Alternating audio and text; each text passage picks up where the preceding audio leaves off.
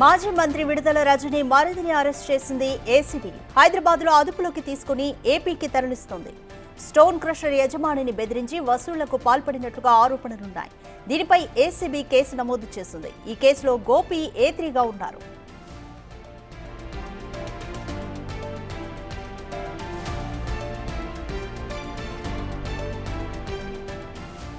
మాజీ మంత్రి విడుదల రజని మరిదిని అరెస్ట్ చేసింది ఏసీబీ. హైదరాబాద్ లో అదుపులోకి తీసుకుని ఏపీకి తరలిస్తోంది. స్టోన్ క్రషర్ యజమానిని బెదిరించి వసూళ్లకు పాల్పడినట్లుగా విడుదల రజనీపై ఆరోపణలు ఉన్నాయి. దీనిపై ఏసీబీ కేసు నమోదు చేసింది. ఈ కేసులో గోపి A3గా ఉన్నారు. మోర్ డీటెయిల్స్ మా ప్రతినిధి సాయి శంకర్ అందిస్తారు. సాయి శంకర్, మాజీ మంత్రి విడుదల రజని మరిది గోపిని ఏసీబీ అరెస్ట్ చేసి విజయవాడకు తరలిస్తోంది. తదుపరి చర్యలు ఏం తీసుకోబోతుంది ACB?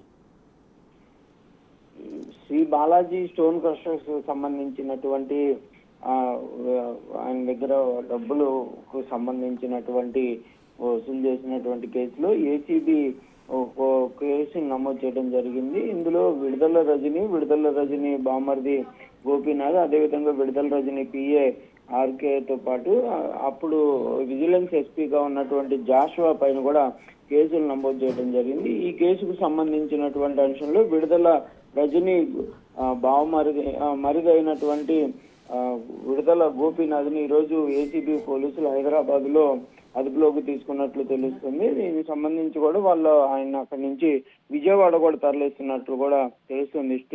Sri Balaji stone crusher కి సంబంధించి 2 కోట్ల రూపాయల వరకు అవినీతి జరిగిందనే విధంగా కూడా విజిలెన్స్ నివేదిక ఆధారంగా కూడా కేసులు నమోదు చేశారు పోలీసులు. అయితే దీనికి సంబంధించినటువంటి అంశంలో ఇప్పటికే ఎవరైతే ఈ ముద్దాయిలు ఎవరైతే ఉన్నారో వీళ్ళందరికీ సంబంధించినటువంటి సెర్చ్ ఆపరేషన్ కూడా చేస్తున్నారు. విడుదల గోపీనాథ్ ఇప్పటి వరకు ఫారంలో ఉన్నట్లు కూడా గుర్తించారు. అయితే ఈ కేసులో కీలకంగా విడుదల గోపీనాథ్, అదేవిధంగా విడుదల రజని PA RK రామకృష్ణ కూడా వీళ్ళిద్దరే కీలకంగా ఉన్నట్లు కూడా తెలుస్తుంది. ఎందుకంటే శ్రీ బాలాజీ స్టోన్ క్రషర్ యాజమాన్యానికి ఫోన్ చేయటం కానీ, డబ్బులు అడగటం కానీ, మంత్రికి ఎంత ఇవ్వాలనే విధంగా కూడా వీళ్ళే మాట్లాడినట్లు కూడా పోలీసులు అయితే ప్రాథమికంగా విచారణలో అయితే వాళ్ళైతే నిర్ధారించడం జరిగింది. ప్రస్తుతం విడుదల గోపీనాథ్ని అయితే అదుపులోకి తీసుకున్నట్టు తెలుస్తుంది. మరి ఆయన విజయవాడ తరలించి విచారణ చేపట్టేటటువంటి అవకాశాలు ఉన్నాయి. మరి ఈ కేసులో ఏసీబీ దూకుడుగా ముందుకు వెళ్తుందనే విధంగా చెప్పొచ్చు.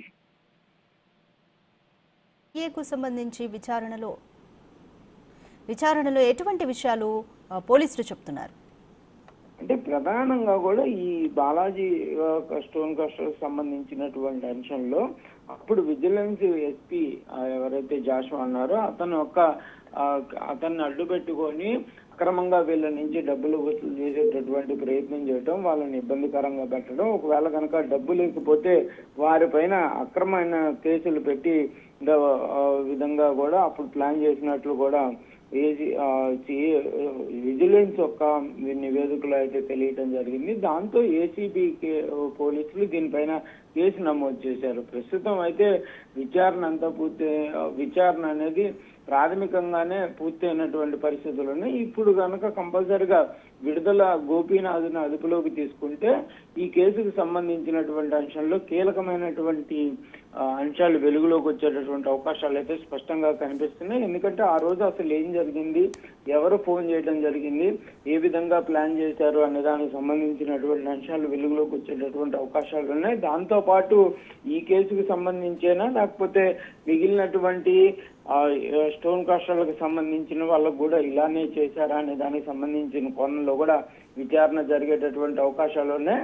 అసలు ఎవరు చెప్తే ఫోన్ చేశారు, డైరెక్ట్ గా విడుదల రజనీనే ఆ రోజు ఆదేశాలు ఇవ్వడం జరిగిందా అనే దానికి సంబంధించి కూడా ఈ విచారణ అయితే జరిగేటటువంటి అవకాశాలు అయితే స్పష్టంగా కనిపిస్తున్నటువంటి పరిస్థితి ఉంది. మొత్తం 2 కోట్లకు సంబంధించినటువంటి అవినీతికి అయితే పాల్పడినట్టయితే క్లియర్ గా కూడా విజిలెన్స్ నిర్ధారించిన నేపథ్యంలో మరి ఏసీబీ అధికారులు ప్రస్తుతం A3గా ఉన్నటువంటి గోపీనాథ్ని అదుపులోకి తీసుకున్నారు. కాబట్టి ఈ కేసులో అయితే కంపల్సరిగా అనేక అంశాలకు సంబంధించినటువంటి విచారణలు కూడా జరిగేటటువంటి అవకాశాలు ఉన్నాయి. ప్రస్తుతం ఈ కేసులో అవినీతి నిరోధక చట్టం 7A IPCలోని 384, 120B సెక్షన్ల కింద కూడా కేసును అయితే నమోదు చేయడం జరిగింది. అంటే ఇవన్నీ కూడా ప్రభుత్వానికి సంబంధించినటువంటి నిధుల దుర్వినియోగం, అదేవిధంగా అవినీతికి పాల్పడటం కింద ఈ కేసులు అయితే నమోదు చేసినట్లు కూడా పోలీసులు అయితే తెలపడం జరిగింది. కాబట్టి ప్రస్తుతం ఎదురీగా ఉన్నటువంటి విడుదల రజని మరిది గోపీనాథ్ని అయితే అదుపులో తీసుకున్నారు. కాబట్టి మరి ఏ విధంగా తీసుకుంటారు, అరెస్టు తీసుకుంటారా లేకపోతే కోర్టు ముందు ప్రొడ్యూస్ చేసేటటువంటి అవకాశాలు ఉంటాయా, విచారణ జరిపిన అనంతరం పెడతారా లేకపోతే డైరెక్ట్ గా కోర్టులో హాజరుపరిచేటటువంటి అవకాశాలు ఉన్నాయా అనేది కూడా చూడాల్సినటువంటి అంశంగా కనిపిస్తుంది. Thank you Sai Shankar.